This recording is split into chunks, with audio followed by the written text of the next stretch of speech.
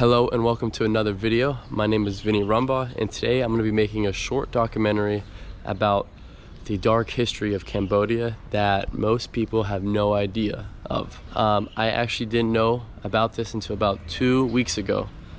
So my mind is blown, and today you and I will be firsthand experiencing this together because I don't know too much about it. So we're together are going to be uncovering the dark history of Cambodia. So now when I say dark history of Cambodia, let me explain. So actually recently in 1975 to 1979, there was a radical communist movement in Cambodia. The name of it was called the Khmer Rouge. Khmer. This movement was called the Khmer Rouge. Now, they were only in control and ruling over Vietnam for 4 years, but it is said by historians. So yes, I said this is a radical communist movement. This is how historians and researchers look back at this, and it makes total sense. So this movement, like any communist movement, was trying to create a society free of class divisions, private property, modern technology. They were simply trying to revert to, like agricultural ways. They were trying to get away from any Western or capitalistic influences. So it's as simple as that ideology was to eliminate any Western influence. However, it gets very dark and it gets very touchy and disturbing because of what went on during those 4 years, the amount of people who died, it's actually insane. Insane. But to the Khmer Rouge, they saw that Western influence in capitalistic society and all this stuff moving, like the Western world, the Western life. They saw this as corrupting Cambodian culture and the country itself. So what they did was, today we are going to be learning about this all. So it's reported by researchers and historians that an estimated 1.7 to 2 million deaths occurred during this time. That's a lot of people. That's really, really bad. Because out of the 2 million people, that made up 25% of Cambodia. There was estimated 8 million people in Cambodia at the time.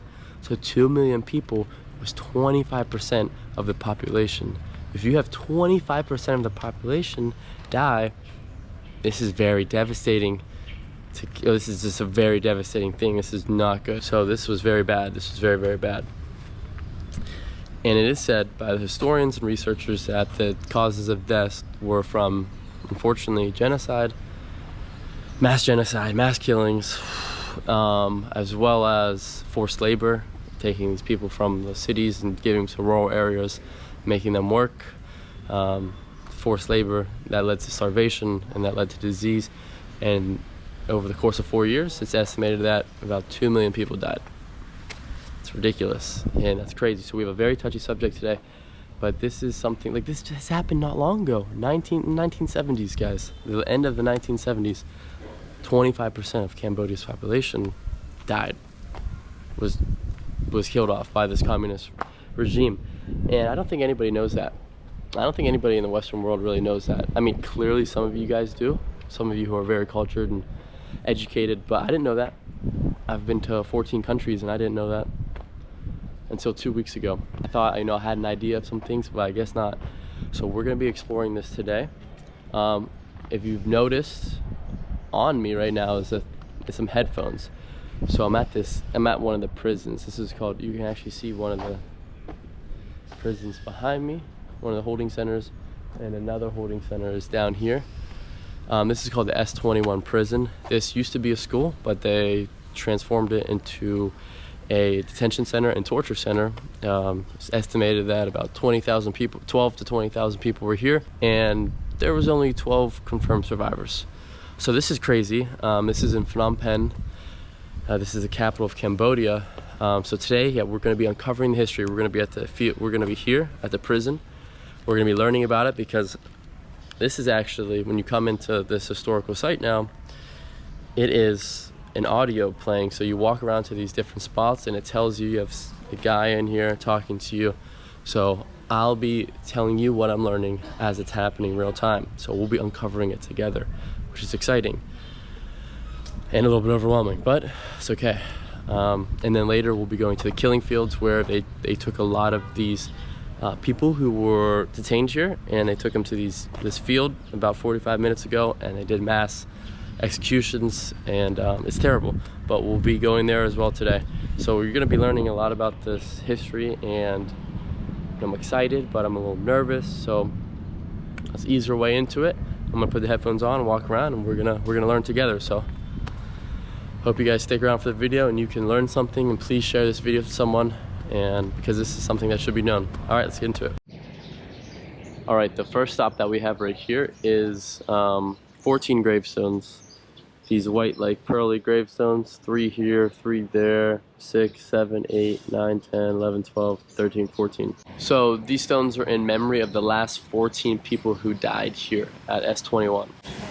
So a little bit about that. On January 7th, this is what the audio told me, on January 7th, 1979, this place was overtaken by a combination of Vietnamese forces and Cambodian forces. And when they came here, they found, a lot of the records were gone and whatnot, but they found 14 bodies left. They were murdered and they could not identify them. So they decided to cremate them and make these stones in memory. And that's what you see here at the entrance, is these 14 caskets, these stones. And then you have this red archive right here. Now, get out of the sun real quick. This archive, the United Nations Cultural Organization, also known as UNESCO, they labeled this as important, very valuable to all humankind, this archive, so that this could never happen again. Yeah. But this is the first thing we have here, and now we're gonna learn a little bit about Building A. This is Building A right here, where a lot of torturing happened. So I'm gonna put on the headphones and we are going to learn. Okay, here we have one of the rooms. This is where people would get tortured. This is the steel bed that they would get shackled to. And it said that the ammunition box is where they would go to the bathroom, which is pretty interesting. And the ventilation up here got all boarded away, because this used to be a school. It used to be open, and they put the bars there, and they're just trying to make it very quiet so no one could hear. But yeah, so the audio tells me, they're just kind of really trying to set in the whole torture thing and giving a lot of details about it, and doing that. But I think the important thing to take away is just that people were tortured in here, and this is where they slept, on these beds. And yeah, as soon as they got the answer, they had interrogators on here, I guess their confessions. As soon as they got the answers, they would kill the people. Kind of what I would figure and assume, but yeah, it's grim. It's just grim. Yeah, here's a photo. I guess someone they found. I know the lights are going crazy in here, but yeah, I mean, it's just grim. Real grim. Just tell me more about it. The different rooms. Like my grandparents being late, but we had 394 killing fields.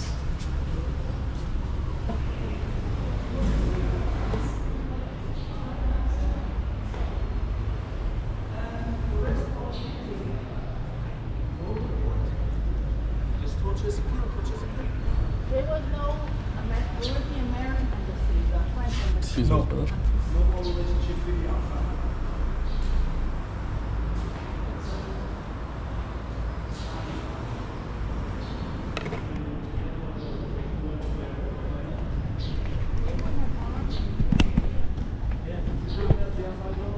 Yeah, so you got a bunch of different rooms, and then there's just a bunch of different photos of these people.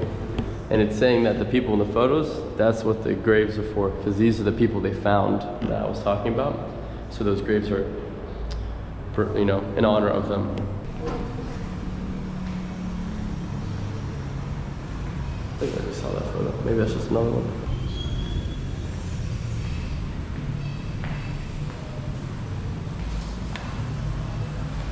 But, damn, his face is gone. All right, it's really sunny right here, but in front of me we have something called the gallows. You can see up here is a painting of it by, I guess, a survivor who showed after. This actually was not used to what you would think to hang people. This was used to torture people. Like in the photo, you can see up here, they would tie their wrist, or tie the person's wrist and pull them up. And then what it said is that these big wells right here had like poop and dirty water, and they would pull them down and then put their face in it. Like as soon as they passed out, they would pull them down, put their face in it, and that would wake them up, I guess, and they would put them back up. Just very unsanitary and disgusting. And these were more of a torture thing done in private, apparently. Yeah, at first I thought it was somewhere where they would like hang people, but no, it was just like a torture. And I mean, disgusting. That's so weird, but yeah. Okay, on to the next thing. Right here you can see a little picture of this guy, a little statue.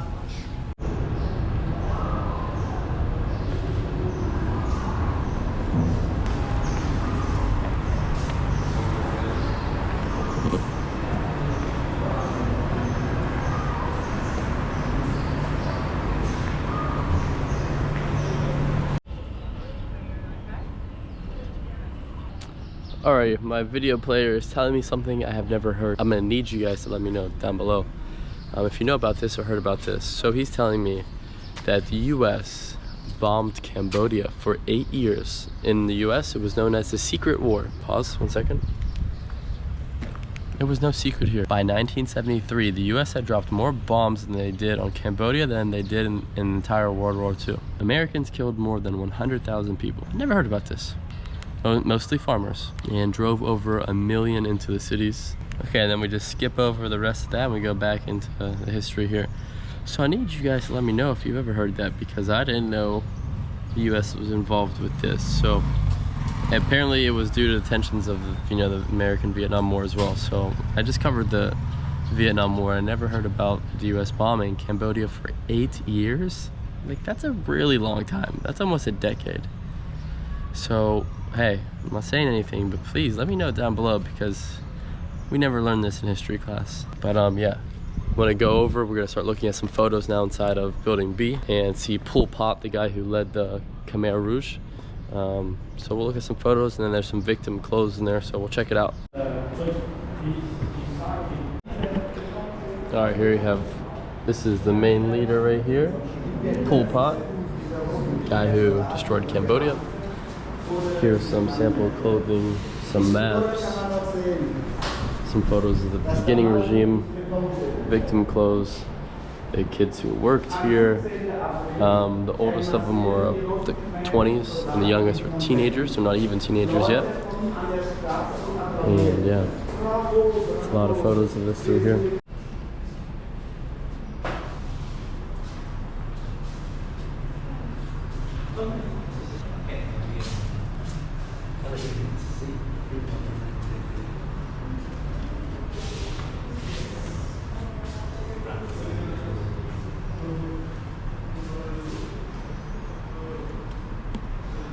These are the people who were here, like documentation photos. They were supposed to destroy all of the evidence, but they had to flee, so I guess they couldn't. Yeah, some of them just little kids.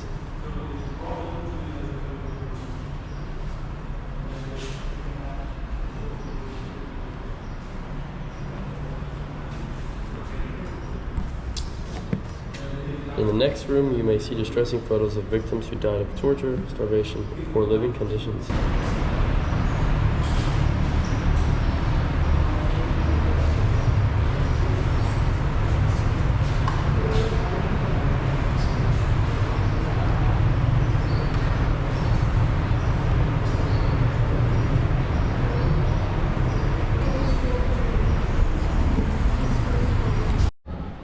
All right, let's pause this. We got building C. So we've done building A and building B. This is building C, torture. And if you look at it, you're gonna see barbed wire all over it. And I just learned the barbed wire is there because a prisoner jumped off of the building and committed suicide. So the staff at this prison S21 decided to put barbed wire so that they couldn't do this.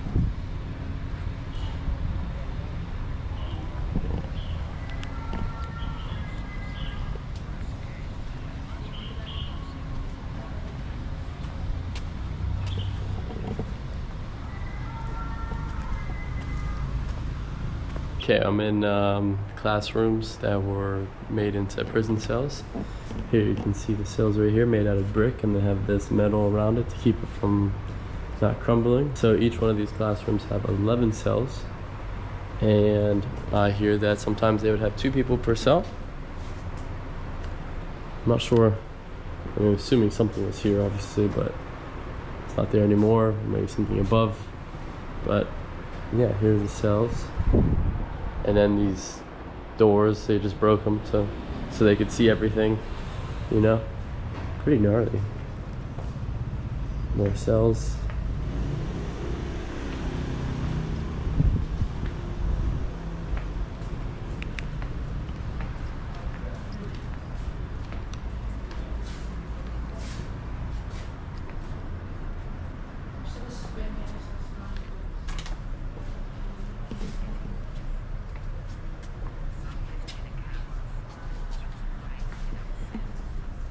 Shit.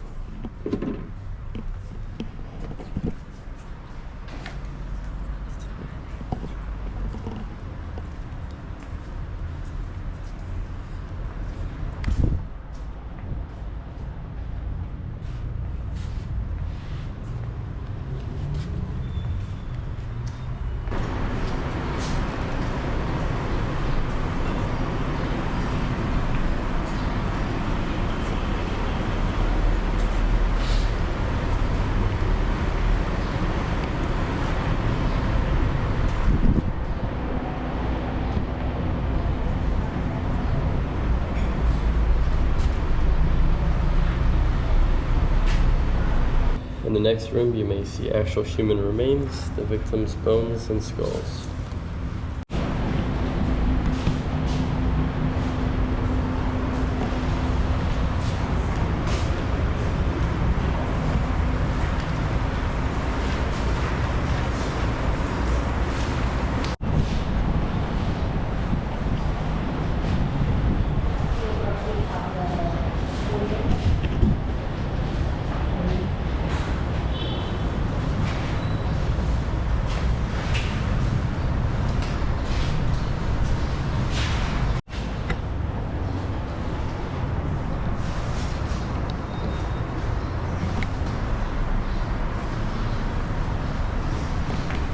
Okay, so we kind of just finished that main part. We went to the prisons A, B, C, and D.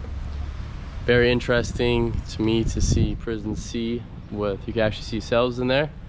And then prison D, you saw human skulls and bones and some of the torturing devices. That was pretty interesting to me to see. The skulls, you know, that was pretty crazy. I don't know how many of them were from here, this area, or they're transported from other like killing graves, because there was like over 300 in the country. But yeah, like to think that's a human skull, like I can't even perceive it. Like to me, it doesn't seem real. I'm like, nah, that's not real. Like there's no way that's a human skull. So it trips me up a bunch, and I don't even know. But yeah, it's weird, man. It's crazy. Yeah, but I got about 10 minutes left at this place before the group that I came with were going to the killing fields, which is about 40 minutes away, I believe. So we'll see a killing field, and I believe also have audio to learn more about there. But it was very interesting to come here, and it's you know, it's a lot. It's a lot to think. It's just crazy to me as well. I'm not trying to be skeptical. This is just normal thinking. Like they tell me there was an estimated 20,000 people here. They're positive there was 12,000 people because they were documented, but the historians and researchers, they estimate there's another 8,000, so about 20,000 people. And I'm looking around this place and I'm like, there's no way there's 20,000 people here. How do they fit 20,000 people in these small prisons? If there's 11 cells in each room, and there's not that many rooms, it's just the math isn't mathing. It doesn't make sense. I'm not going against it because I'm not a historian, I'm not a researcher. I'm just using my thinking. I'm like, no way, that's crazy. I can't imagine that. I talked to some other guy, and he's like, yeah, I don't understand how that's possible either. But this is what history says. It's always a good idea to keep an open mind when it comes to history, because history equals his story. So history is always written from that perspective. It's not written from a different person. It's always written by, it's always a biased standpoint, like coming from, or base standpoint coming from the culture itself, or the winners, or you know what I mean. And it just seems like the whole entire vibe here. I'm not saying none of this is real, clearly real. I'm just keeping an open mind. But you know, listening to this, it's like a super fear-monger based, like it's just trying to invoke emotion, I think, but it comes across to me as like super fear-monger, and they're trying to make you feel really, really sad and all this stuff. And I just hate how like things like this, and it's like it's so ironic because things like this, like that terrible place, people were killed, tortured, detained, and now it's a money-making machine in Phnom Penh. You know how many people come here every day? The amount of people, I've seen literally probably over 100 people in 2 hours I've been here coming through, and they're each spending about 30 bucks to get in. So just like that, it's $3,000. And this has only been 2 hours. So this is just a money-making machine. It's so sad to me that as human race, as a collective, we always profit off of war or sad things like this, or just like history per se. Like we profit off of it. And sure, I mean, it's fine. Like, I think it's good. Maybe, you know, Cambodia this is a good way for the city to earn some money. You know, it makes sense to me from a business standpoint, but just from like a moral standpoint, I'm like, really? You gotta pay? This must be like, people suffer and died here, and now we're making money off of it. In a way, it's bringing it to light, and you get to experience it firsthand. And I understand why things should have an exchange. Like, you shouldn't get really much things for free. There should be an exchange through money and services and goods, because you're receiving something. And I completely understand that, but from my moral standpoint, I'm like, man, that's messed up. And it's just ironic to me. Yeah, and the whole like fear-monger, like, I just don't like it. Maybe it's just making me uncomfortable because it's uncomfortable and it's a touchy subject, but I just feel a little bit off. Maybe I just feel off because the vibe here is off because people were killed here. It's possible, but my energy feels a little weird right now. But yeah, we're basically wrapped up here. There's a couple more audio things, but I don't really have time to get to them, and I think I got the bulk of it out. And we're gonna be traveling now in about 5 minutes to go to the killing fields, and that'll be interesting, and we'll continue that. We'll continue, you know, uncovering the history there, because that's where a lot of people are buried. So I might feel even worse there. We'll see. But yeah, that's about it for S21 prison. Pretty crazy, and I hope at least so far in the video you have learned, you know, some history, and you learned some stuff that you never knew, because I have, big time. Alrighty. Wait, is this also him? Oh, so it's a book about him. So guys, we have a survivor here. Wow, he's been doing this for a while. He looks a lot older now. No disrespect at all, but so this is where you at? Right here. So 7 survivors of the former. This is 7 of the 12. So he's been here for a very long time. Wow. Wow. Right on. Whoa. Whoa, whoa, whoa. So that guy right there is a survivor. Now, first off, that's amazing and that's beautiful, because there's only a handful. I believe they said 12. And in that photo there were 7 there. And yeah, so take a moment to appreciate that. That's amazing. But also, like, my mind also immediately thinks, wow, this is terrible. That's funny, because I just listened to, it was number 91, Surviving S21, A Miracle and a Tragedy. So it's like this guy survives it, but now he's been here. He wrote a book. This is his life now. Of course, you know, he's dedicated his life to it, but now he's still here. He's never left. Like, of course he goes home at night and stuff, but like, this is his life. And that would just suck. Like you survived something so terrible, you have so much trauma and so much PTSD, but he's still around it every day. And it's just, I mean, maybe he wouldn't do anything else because he's too affected by it or something. I'm not really sure. But, that doesn't sit right with me, that he's still here and he's doing this, and that just doesn't seem healing. But maybe to him it is. And also, I wasn't really liking her vibe right there, because she started speaking English to me, so I took the headphones off. And she was telling me about the survivor and the guy, and she's speaking good English. And then I started asking her questions, and she didn't speak any English. She just memorized what to say in English to sell the book. She was trying to sell me the book. So they're just like, here's a survivor, like, read his book, take it. It's all about money, money, money, money, money. And I understand why it is, but that's so unsettling to me. I'm not trying to offend anybody, guys. If you're watching this video and that offends you, I'm not trying to offend you. But does that not seem unsettling to you? This guy survived, now he's still here every day, or however many days he is. I'm assuming often, because there's probably not many alive. Yeah, and he wrote a book. I mean, in that book, and like there was photos of him, maybe I got it, photos of him behind the cells, like looking all sad. Like they're just marketing it, and it doesn't sit right with me. Ah, it doesn't at all. But also amazing that he survived. Beautiful. It's terrible, it's tragic, it's, oh dude, that's crazy. I don't have to process on that one. But yeah, I just didn't like how she tried selling me the book, and she only memorized enough English to sell the book and no other questions. But they let me film him. I didn't just film him. I would never just stick my camera in someone's face, especially someone like that. I asked for permission multiple times, and then I showed her. I was like, film, because she didn't understand, and she said okay. Yeah. Okay, well that will end the S21 prison. It's time to go back now. We gotta go to the killing fields. Alright guys, we just arrived to the killing fields. And it is too sunny for me. My eyes are struggling right now. I see some sunglasses up here. I think I might go and buy some. I have some, I just didn't bring them, but hopefully these are cheap. But it's I have very sensitive eyes, so it's quite difficult. And I think like being like, I'm a very spiritual person by nature, and I can feel like the energies. I'm telling you guys, and I'm feeling a little down. I feel okay, I feel good, but I feel like my energy, like my physical, I'm here, I'm ready, but like my energy is like ugh. And like my eyes, I feel like my face is getting droopy, so I want to put some sunglasses on. Maybe that'll help counteract something, but we'll see what the price is here. But I think they're all silly, which maybe it's okay to have a silly pair of sunglasses, because my other ones are very nice.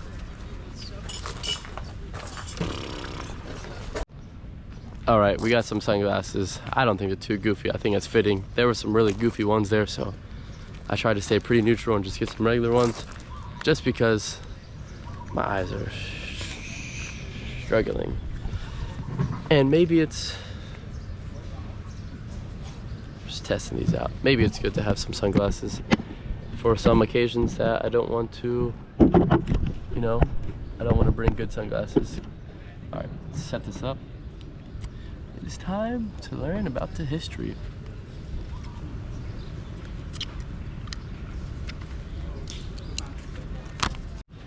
Alright, so we are just starting the journey. We got some information here that I wrote down in my book. So he said that Pol Pot, the leader of the Khmer Rouge, was responsible for 3 million deaths, not the 2 million estimated that I've been hearing about. So this is weird why the prison told me 2 million and this one tells me 3 million. That's a huge difference to, you know, from 2 million to 3 million. This is, and when your population's only 8 million, I'm not too big of a fan of hearing that right away. But at this killing field, 20,000 people were killed here. And this field is one of 300 fields across Cambodia, and this is the most popular field. And I was wondering, why is this the most popular? So I did some research on my phone, and it's because the close connection to the prison, because a lot of prisoners from S21 came here and got mass killed in the genocide, and also it's close to Phnom Penh, and this has kind of become, you know, touristy area. So this field has, you know, become more popular, and they have this audio thing so that you can listen, and it's, you know, it's other fields aren't like this. And they really, you know, deck this one out. But we have a little map here. So we're gonna go explore, and we're gonna go listen. We gotta get some energy, and yeah, we're gonna go feel this. Gotta get moving here though. All right, let's get it. Okay, here we have, this is our first stop along the way here.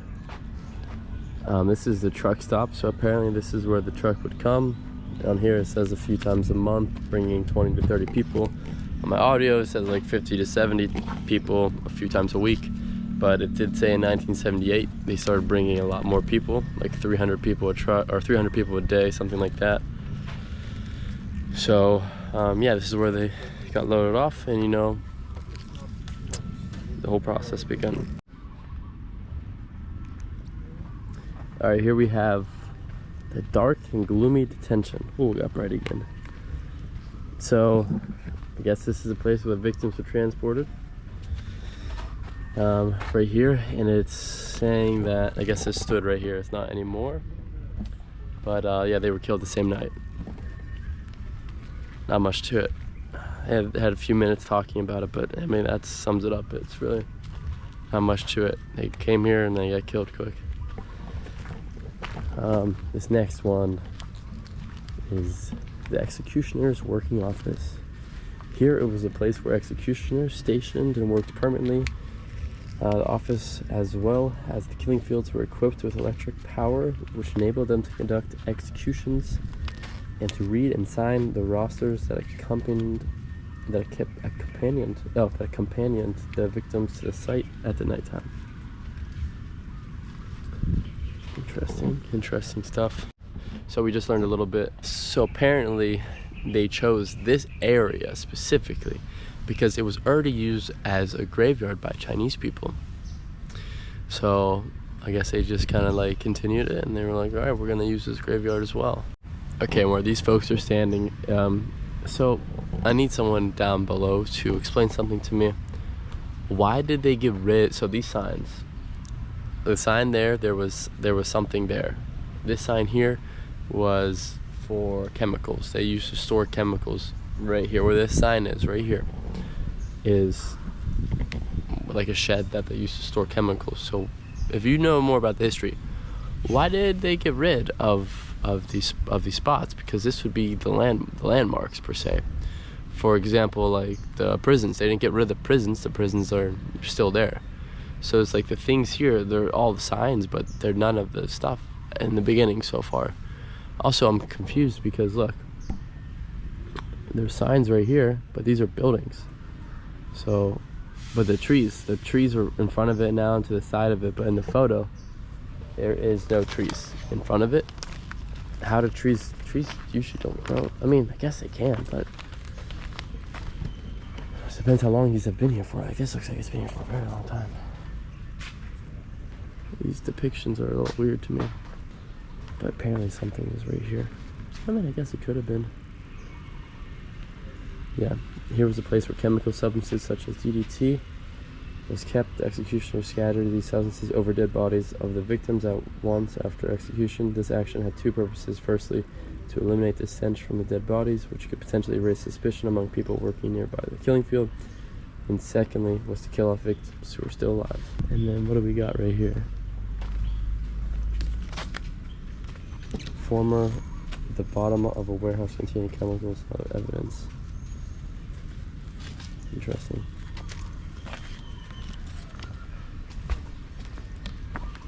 Yeah, it's just a shame. You see a lot of these signs, but I don't see a lot of the buildings that these signs are showing, or things the signs are showing.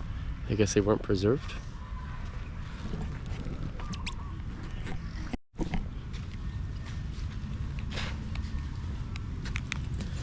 This is just where they used to store weapons, killing tools. There was a shed here, but it is no longer here. Why? Why is it no longer here? That's so frustrating to me.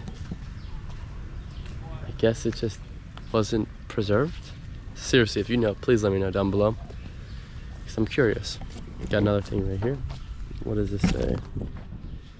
Oh, Chinese grave, bones and teeth fragments. Let's give it a listen.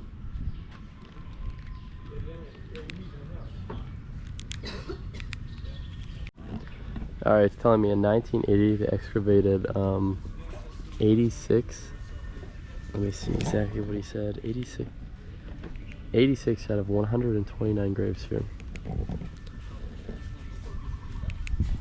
Saying unearthing almost 9,000 victims. It's quite a lot.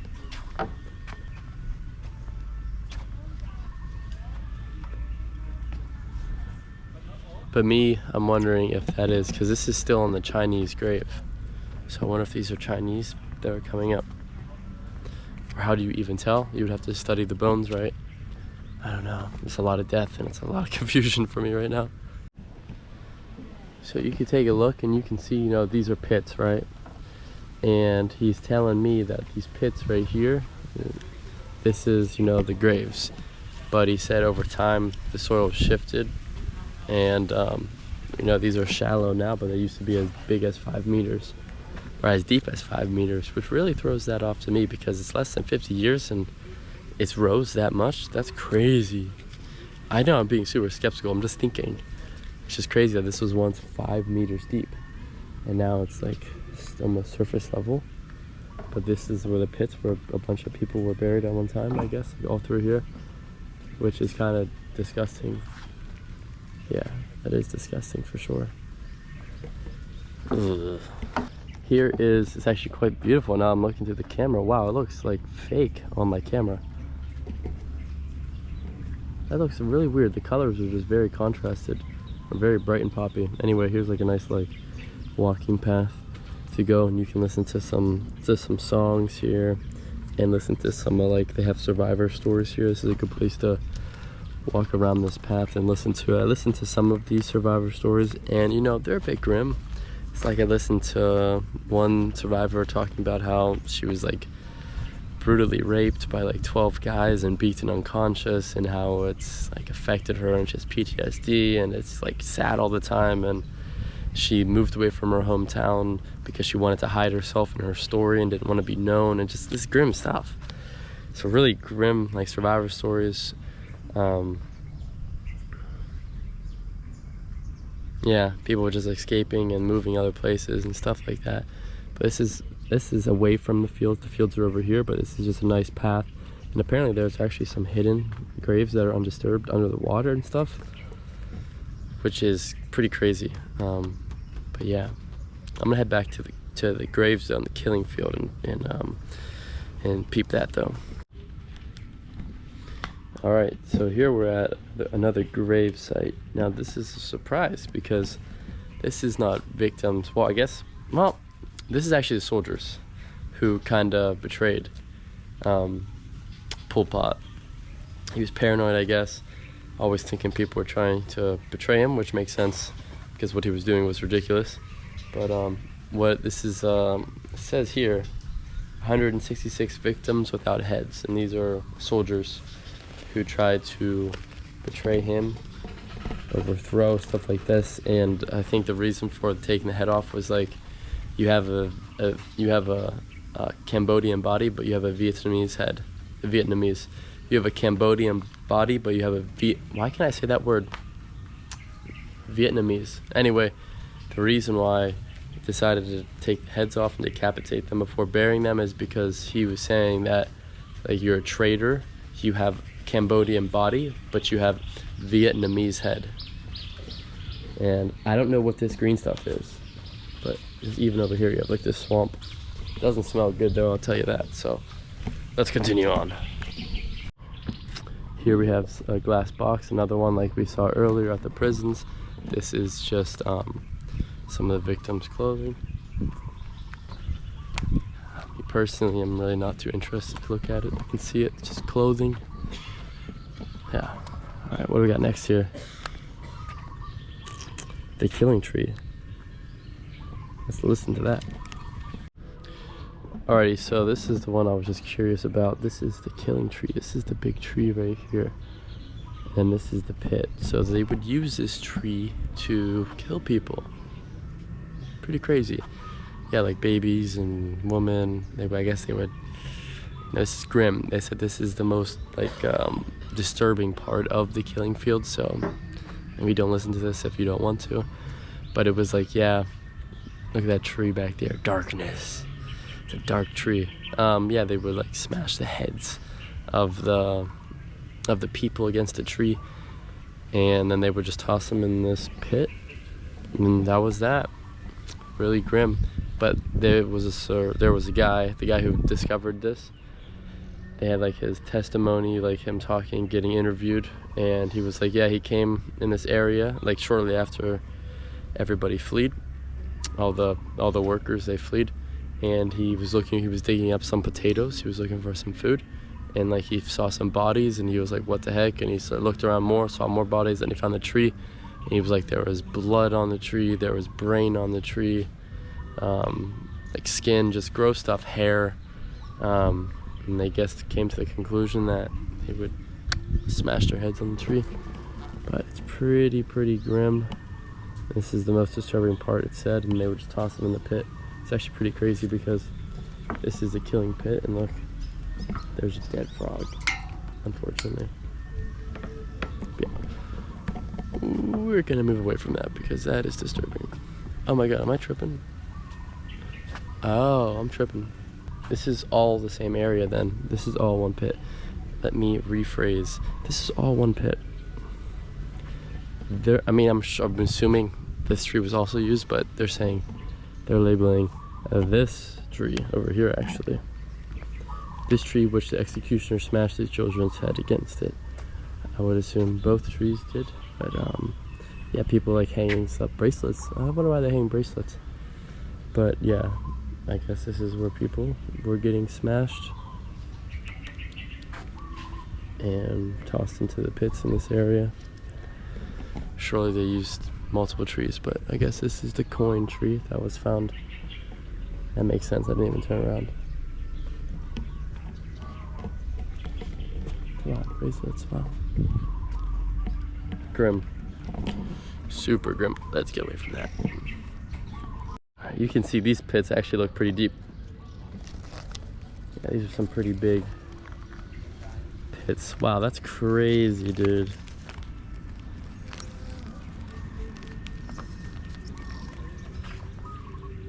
Yeah, I don't know if you can tell on the camera, but here's some pretty big pits. Craters. Wow. Damn. They really got cratered over here.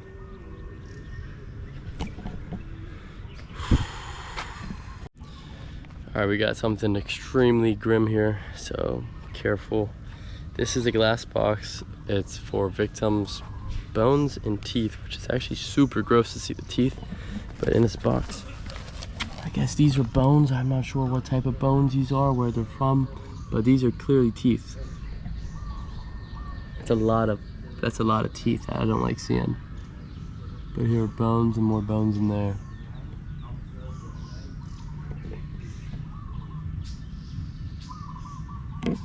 Yeah. Okay. Enough for me. Alright, here folks, we got, this is called the magic tree. And the guy said there's nothing magic about this tree, so I'm not sure why they named it that. Anyway, or maybe because he said it looks like the tree that Buddha sat under when he was getting enlightened. I'm not sure, but they played revolutionary music from a loudspeaker on this tree so that it could cover up the moans and the cries and the screams of the people who were being killed. So they would just put speakers on here and play like revolutionary music. Also very grim stuff. Now we're kind of coming close to an end of the fields. There's another one over here we'll check out, but this is the big main one. Like it goes all the way through over here. But we have Memorial Stupa, which is something over here. And then we have the farewell, just like instrumentals. But yeah, this is just the fields. I mean, if you think about it, this is definitely enough space to hold that many people. At first I was like, you know what, maybe this number doesn't really make sense to me, but I mean, it goes all the way over there as well.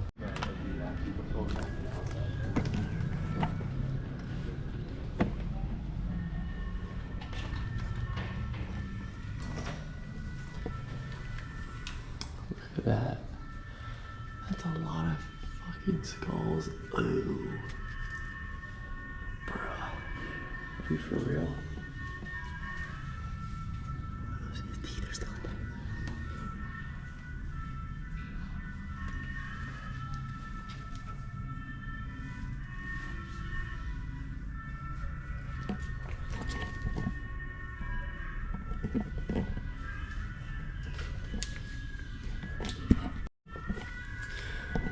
It just goes all the way around, and there's a bunch of bones. Like, oh my god. Those are all skulls, bro. Come on. Come on. It's just all the way around. Oh, come on. I don't like that. I gotta get out of here. Alrighty.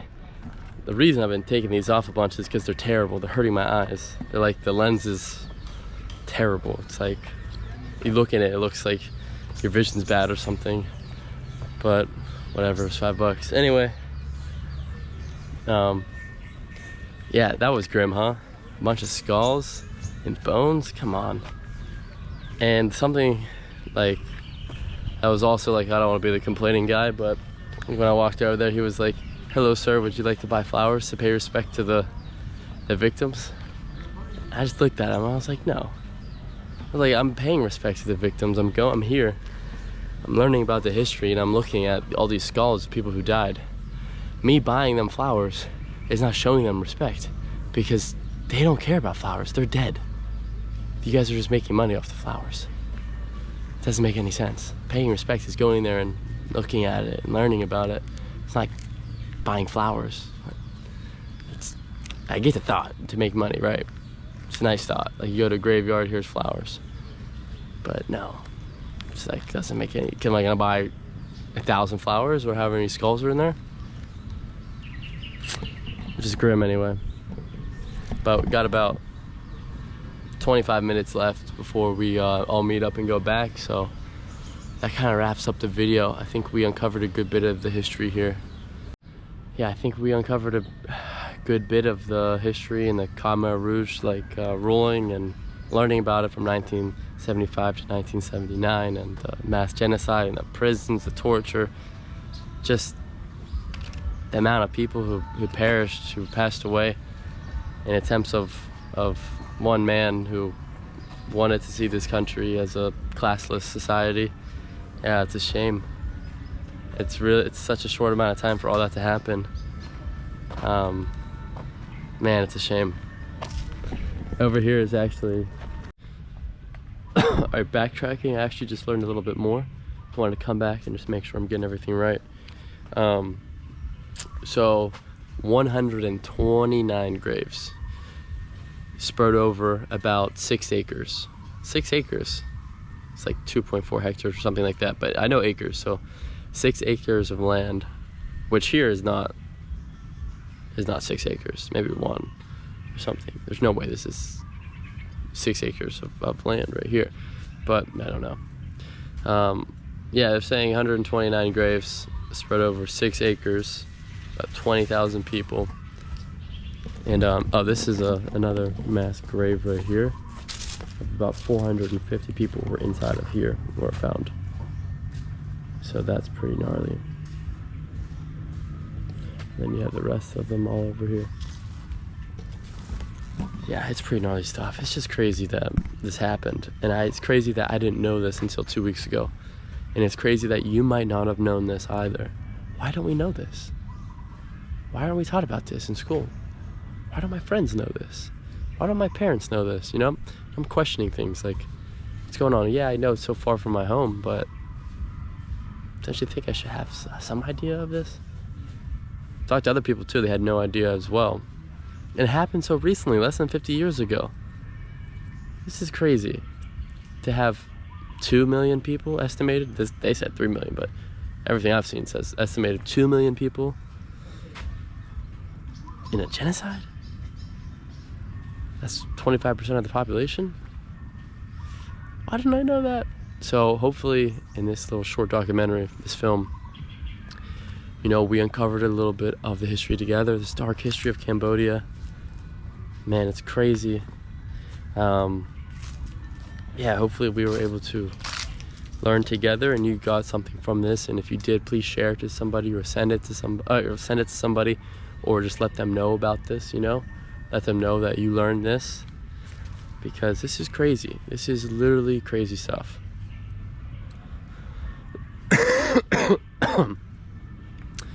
But look, I'm gonna end it there. My mind's kind of blown. My thoughts are like, wow, this is crazy. I can't believe this happened. Gotta process this a lot. But I need you guys to let me know down below what you thought of the video. Also, I didn't mean to offend anybody at any point, and if I did, look, I apologize. I didn't mean to. I'm trying to come through with an open mind. I'm trying to be myself and be genuine and share my thoughts. Maybe you have similar thoughts. Maybe you don't have similar thoughts. Maybe you know the history better than I do. But if you do, please let me know down below. No hate, guys, please. just keep an open mind and, you know, be respectful to me. I'm trying to go into different cultures and learn about this and share some stuff. So, you know, keep an open mind for that regard of me, I beg. But yeah, this is crazy. This has been, it's been a day, and I feel very tired and exhausted and like down. My eyes feel like they just want to close, and I think maybe I just need a nap or some food and just like need to chill out away from this or something. Get away from all this crazy energy, because it's still lingering. That energy, it's gonna take generations for that energy, that karma to lessen, okay? It doesn't just go away in a couple years. It doesn't work that way. And you can feel the effect. Like I notably feel like I'm crunched, you know, like my energy kind of dissipated and went away. So yeah, I'm gonna take it easy for the rest of the day and just think, you know, it's actually even more grim because tomorrow is Halloween. Tomorrow is Halloween for me, so it's like, whoa, this is spooky. Like, talk about like Halloween spookiness. Yeah, I'm spooked for sure. No need to watch any Goosebumps or any like Halloween TV shows or films, because I feel weird. I feel uncomfortable, but look, it's good because other people saw this, you guys saw this, and now you have access to learn about something that maybe you would have never have known. So it's good. I'm doing a good thing. I gotta remind myself that. But this is grim, man. Grim day. But look, if you liked the video, please let me know down below. Comment, like, subscribe. Please subscribe. That would help me. That would support my travels. And if you're so kind, if you can leave me a donation. You can leave a super thanks down below. It's right by like the like or dislike or subscribe at the bottom. It's a super thanks. You can just leave a donation of a few dollars or however much you want to me, or you can hit the link in the pinned comment. This is my PayPal link. If you want, you can donate there. If you can, I'm not telling you guys to. If you're able to, I'd appreciate that, and that'd help my travels. But yeah, that's it for the video. And yeah, okay. All right, I'll see you guys in the next one. I can't even talk. I'll see you guys in the next video. Thank you for watching. It's been a day for me. Okay, goodbye. You just take the seat and watch us move, move, cause they all watching. My biggest